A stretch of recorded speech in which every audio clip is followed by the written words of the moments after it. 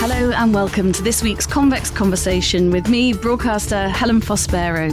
As a journalist and daughter of a wonderful wordsmith, I love being transported in my mind to incredible places at the hand of talented writers. And in terms of beautifully written articles from intriguing destinations, they don't come much better than reports from freelance writer Catherine Fairweather, former travel editor at Bazaar and Porter. Her recent article for Bazaar, entitled Love Letter from Abroad, began like this. Faro Capo Spartivento, an 18th century working lighthouse restored and converted into an expensive hotel, sits high above the galloping surf of a wild promontory on the southernmost tip of Sardinia. It is billed promisingly as the architecture of light in the place where the wind was born.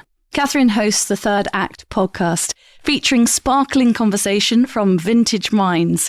And in a departure for Catherine, she's just launched another podcast series, Voices from the Frontline, exploring lives shaped by war. And where better to start by interviewing her husband, arguably one of the greatest and most revered photojournalists, Sir Don McCullin, recognised worldwide for his candid photography in war zones, as well as powerful images capturing the underside of society. The truth is, my photography is both given and taken away from me. I don't have any complaints. I don't have any complaints about the injury. All I complain about is the injustice of humanity. Catherine, it is so lovely to be here. Your writing, it makes the hairs on the back of my arms stand up. It's like poetry. Thank you. Reading what you write. It was lovely to meet you at the launch of your new podcast, the launch of Don's new book. And I'm guessing for this new podcast, you couldn't have wished for a better first guest. And my own husband. Actually, it was interesting because you think you know someone very well after 21 years of marriage. But in fact, he told me some things in that podcast that I didn't know. So there were surprises there. Did he? What did he tell you that you didn't know? I think it was when he was talking about fear at one moment and how he felt on a battlefield and what he was thinking about at that moment of fear. I think it was when the bullet went through the camera and saved his life. But the fact that he was only really focusing on keeping that film dry. You often tell me about these moments of sheer fear, like when you were captured in Uganda. Was there a time where you thought you'd really had it and the fear almost overcame you? Well, fear does overcome you all the time on the battlefield. Any man who says he's not afraid on the battlefield is not telling the truth. But the occasion you're talking about in Uganda is when Idi Amin went completely mad because there was an invasion across the Tanzanian border into Uganda in the early 70s here, and he went completely balmy, Idi, and he rounded up a few members of the press, me being, the first 4 or 5 people that were arrested and taken to the military prison where they were killing Idi's opponents with sledgehammers, of all things. They were smashing people's skulls in this prison on a daily basis and taking the bodies the next morning in a truck to the Nile River, where they fed the bodies to the crocodiles. So that was an occasion where I thought I'd never see my life again. I thought if we were in this prison and they allowed us to witness what was going on, they would never let us free. Strange enough, after 4 days, the British High Commission managed to get us out. He describes it as a focus at the moment when adrenaline is pumping. You're not thinking about whether you're going to die. You're thinking about small things like keeping the camera dry. That propelled him forward. I'm sure you've explored so many stories over those 21 years and also talked about a lot of his work. So it was nice that you did hear some new things.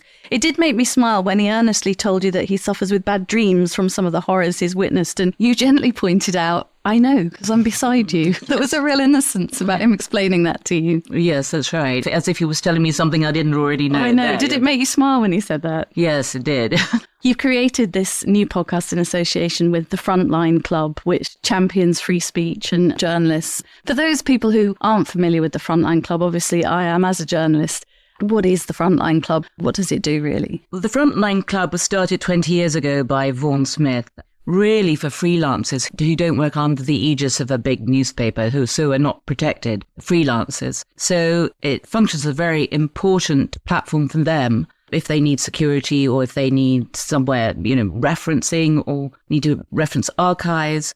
It gives them a place to feel safe. So that's the function of it, really. It's for the freelancers. And what inspired Voices from the Frontline in the first place?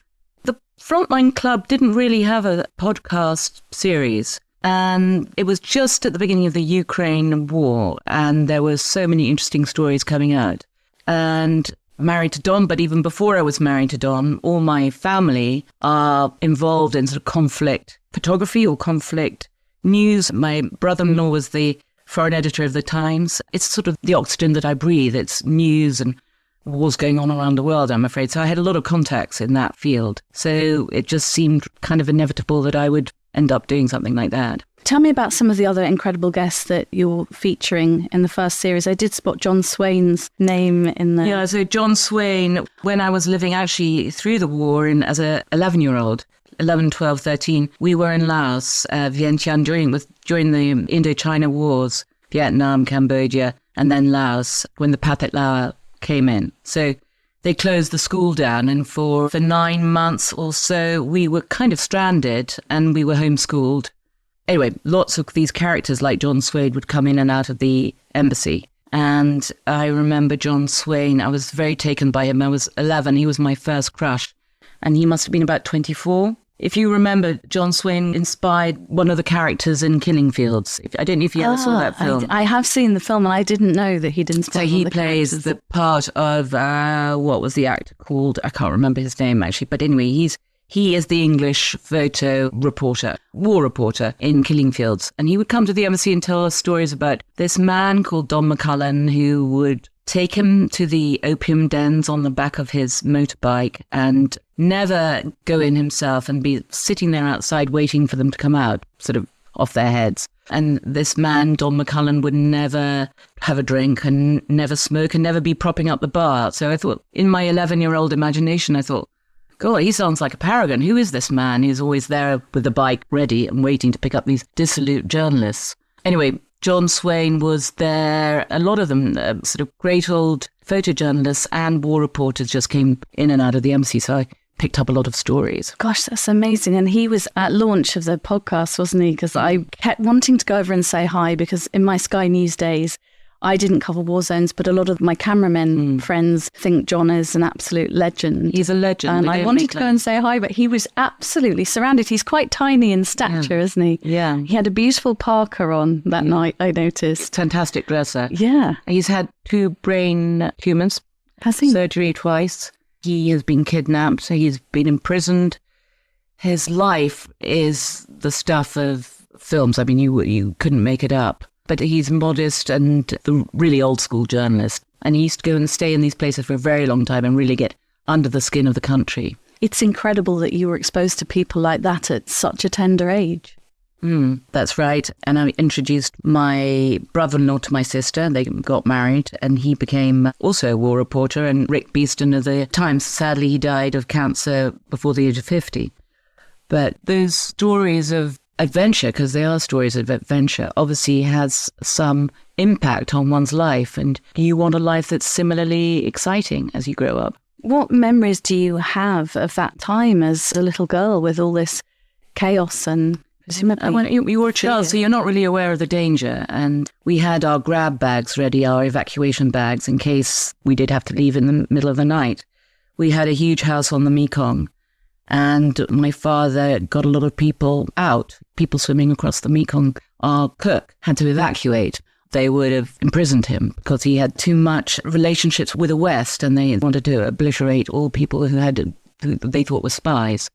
So we got him out, we evacuated him, and we were driving up to Luang Prabang, which is the royal capital, on the day when the war actually started, and they were dropping bombs in the jungle. But of course, with your 11-year-old hat on, you're not really aware of those sort of implications. You see it as a huge adventure. And it became a huge adventure going to the local school where I learned to grow rice and make pots. And I didn't learn very much else. And so can you imagine being that child growing up in a war zone and then being packed off to boarding school in England? And in those days, boarding school in England, that was 1975 or 76, was about 5 stops from Bangkok. So you'd overnight in Bangkok, on your own, and you'd go Bahrain, Bombay, Bahrain, Rome, I think, and then England, where the matrons wouldn't let you wash your own hair. And I would say, but I've just flown 18 hours on my own from Bangkok, 11-year-old, and with my little 9-year-old sister, and you're telling me I can't wash my own hair. There was a huge disconnect. That's extraordinary. And what were you doing there in the first place? Why were you growing up in that My father part was a of the diplomat. world? Ah, was he? Yeah, so And we is- followed him around. So did you travel quite a lot? Because I think you went to lots of different schools. Yeah, they decided they didn't want to put us in boarding school at the age of 8, so we followed them around the world.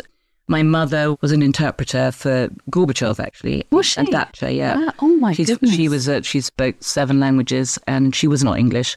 She was Greek. So we went around the world with them, going to different schools, changing schools every 2.5 years, I would say. So from international schools in Paris called Bilang rather, and then we went back to England, back to Little Richmond, and then off to Laos, and then back to Brussels, Athens, Italy. Yeah. Is this, do you think, where your thirst and your passion for travel has come from? Yes, I think so. I mean, I was called Brave Explorer when I was 5, so Were you really? yeah. That's So incredible. I think it's always there. It's you either embrace it or you never want to do it again. My sister's probably gone the other way. Has she? Yeah. So just because that was your life and in those days you didn't know any different, wouldn't necessarily then have meant that you would embrace it if she hasn't. Yeah, that's right. It's in your personality makeup, isn't it? Yeah. You either relish the change and the constant new experiences, or you want to stay grounded and plant trees, which is what my sister likes to do. Really? That's Flowers, incredible. yeah. She wants to be rooted in one place. And for you in those times, did you see it all quite exciting going to all these different countries? Yeah, I loved it. Yeah. And I knew that whatever I did in my life would have to involve travel. And then how did that More. years later morph into you becoming a travel editor? and travel In my writer? 20s, you were scrabbling around after university, wondering where I fitted into London. And I knew I didn't really want to stay here. And I tried a lot of jobs, PR jobs and design jobs. And I wasn't really very happy. And then I nearly got married to the wrong person.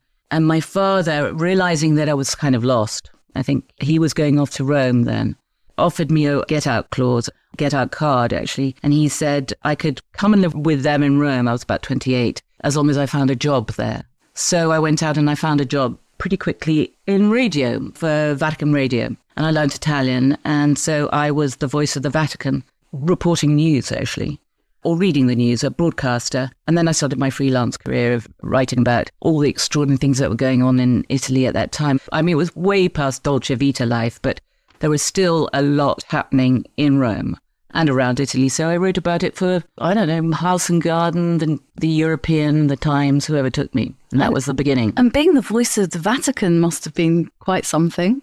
Well, yeah, it was quite something. There was a lot we weren't allowed to report.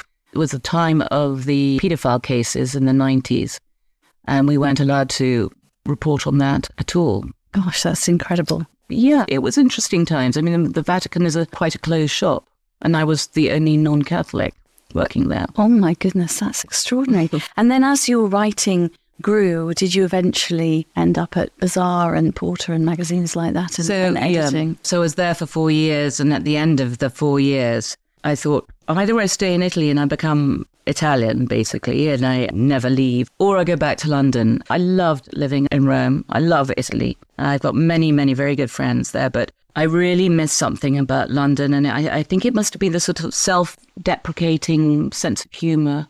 A friend said there's a job coming up at Bazaar as travel editor. I said, well, I've never been an editor before. And they said, well, try, take a risk.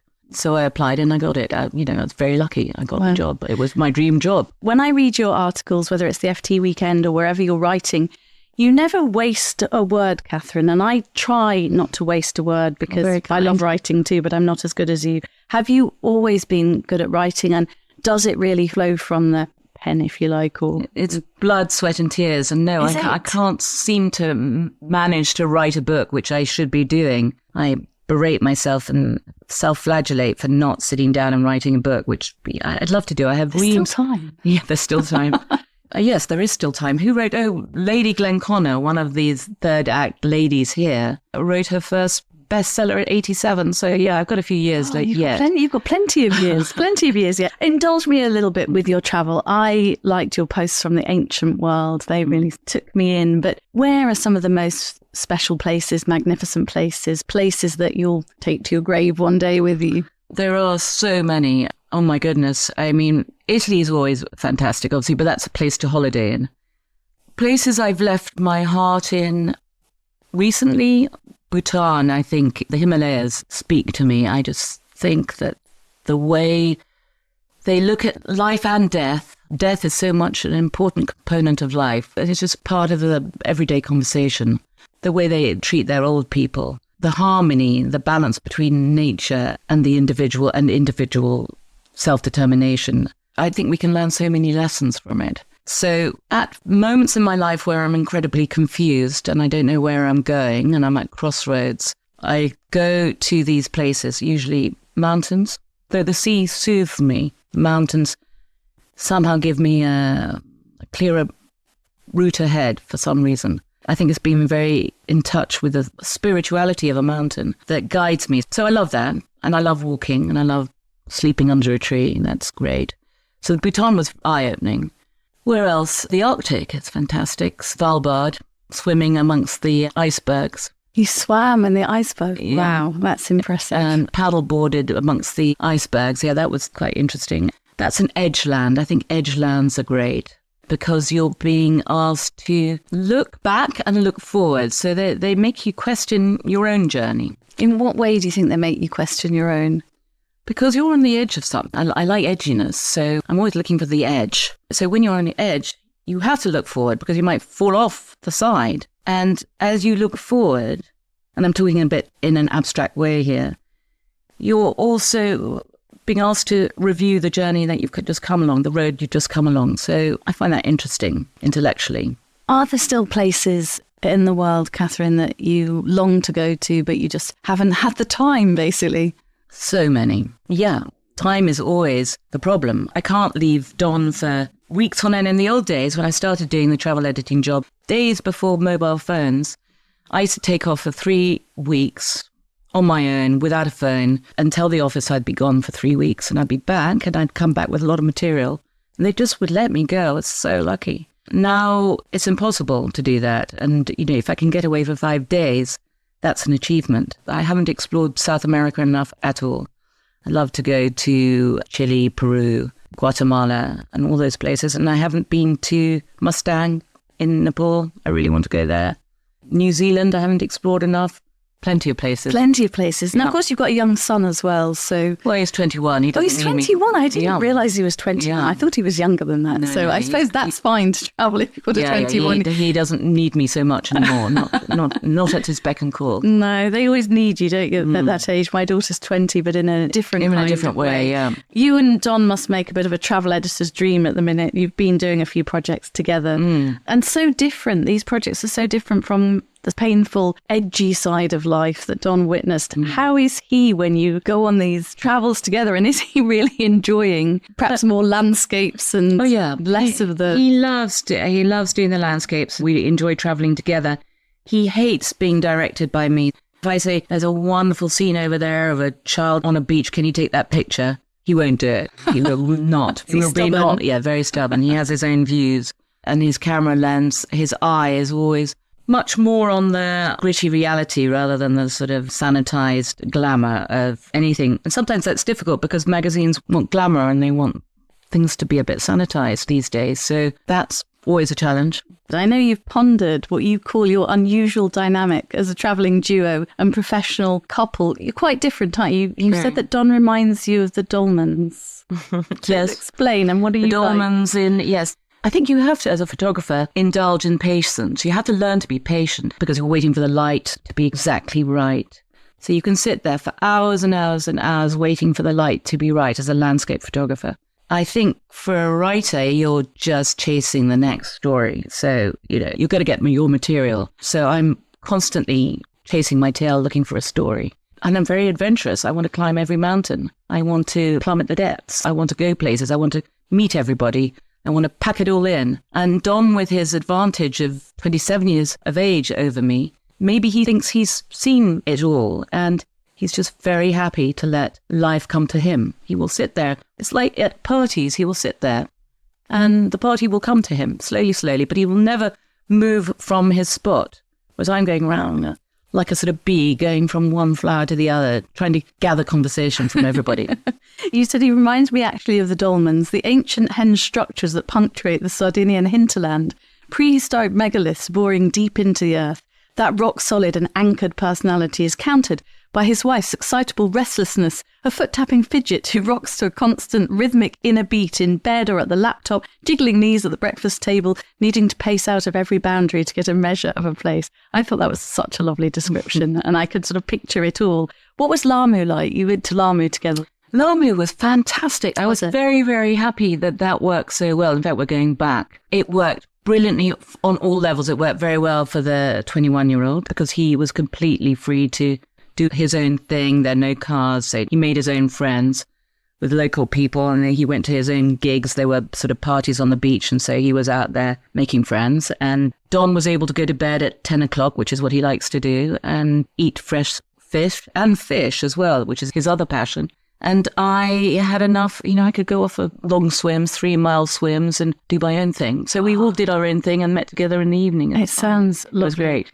Just tell us how you met in the first place. Jon Swain obviously talked about Don when you were 11 years old, but how did you actually meet Don and fall in love? So, well, that's a very good question. Well, I was in my mid-30s and I was still sort of rattling around the world, going on trips and thinking, feeling a little bit like I was ricocheting around and not settling anywhere. And my very good friend of mine called Mark Shand, who wrote Travels with My Elephant, he's the brother of the Queen and he's Don's best friend, as so it happened. And he said to me, when are you going to settle down? Are you just going to carry on like this forever? And I said, well, yeah, I'm having a lovely time. He said, well, don't you want to have children? I said, yes, I would love to have it. He said, well, you better get on with it. You're 35.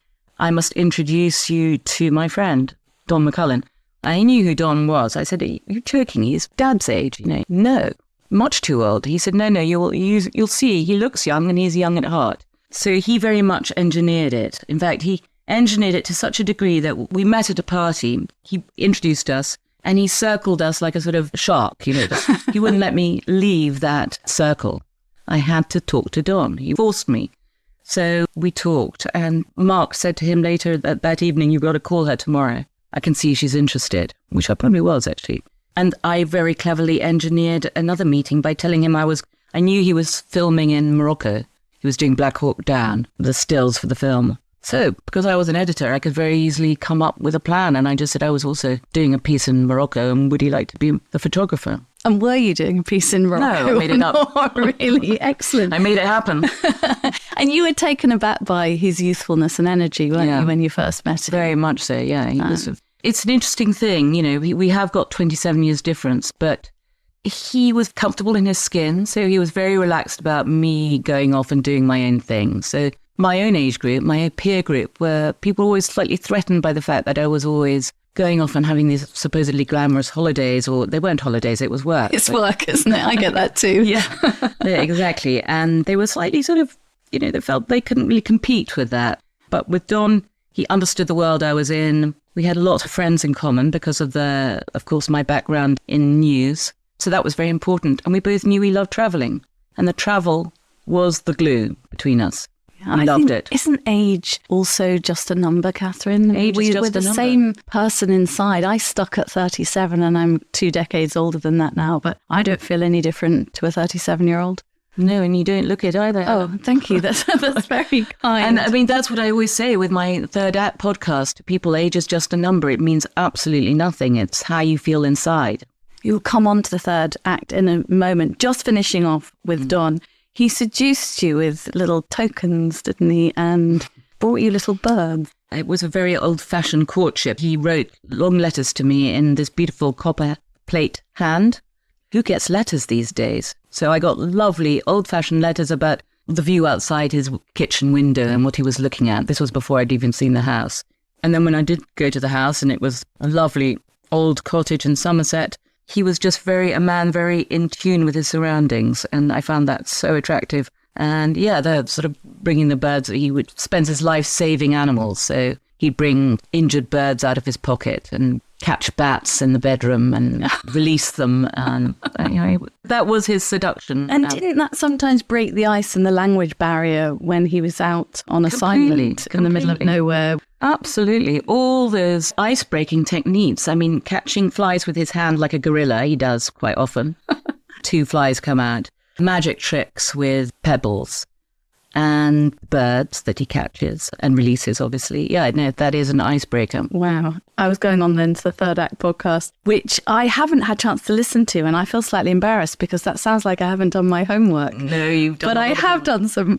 I think I've done homework. But tell me a bit about it. You're talking about people in the Himalayas and how age and the elderly are viewed, and I think it's a cracking idea that you're featuring vintage mines because there's such a wealth. Well, if you remember in lockdown, the focus turned on older people, didn't it? For the first time in lockdown, we were trying to protect the older generations. And I was quite annoyed that they were being patronised in that. I mean, obviously, we were trying to protect them. That was the aim.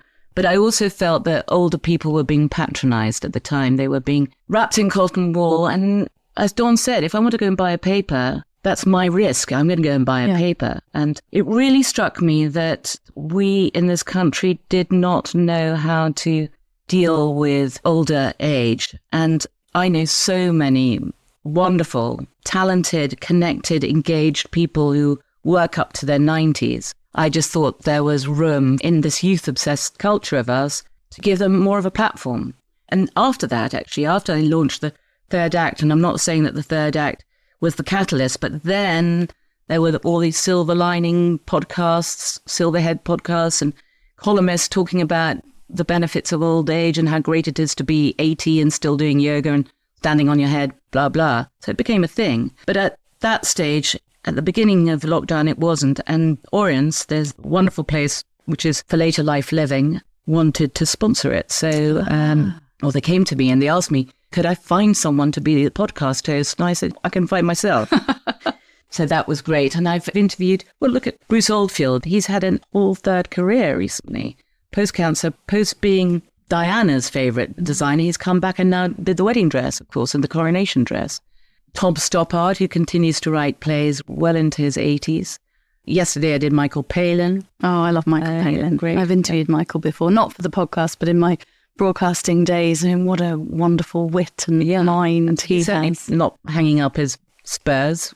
I remember wearing a Bruce Oldfield dress, actually. I didn't actually meet Bruce, but he's on my list of podcasts to get. You must know. He's wonderful. I wore his dress for the Oscars. Did you? One year for GMTV. I was hosting for... What colour? Black. And so good. The sort of large, oversized sequins. It was all oversized sequins. It was so You still have it? I think I must have it in storage somewhere. Or did I borrow it? It's such a long time ago. I probably borrowed it. It probably didn't go back, actually. And I probably wouldn't actually fit it now.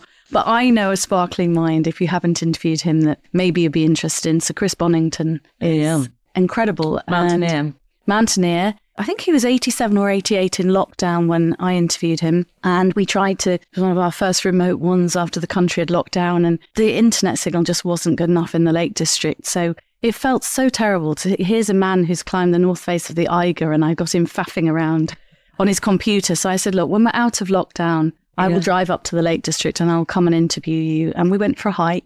Oh, wonderful. And he climbed the Old Man of Hoy at 80 for the one show. So his mind is still sparkling. He has a wonderful Italian Did you wife. interview him on the hike? No, we did it in the garden. Then we went for the hike. But he's a very sparkling mind. And I think it would be nice for your podcast. Yeah, that's a good idea. I did want to, before we finish, I did want to jump back to the Frontline. Yeah. Because I've just listened to your second episode, which is Giles Dooley. Yes. And I was absolutely floored, Catherine. Can you tell us a bit about who Giles is?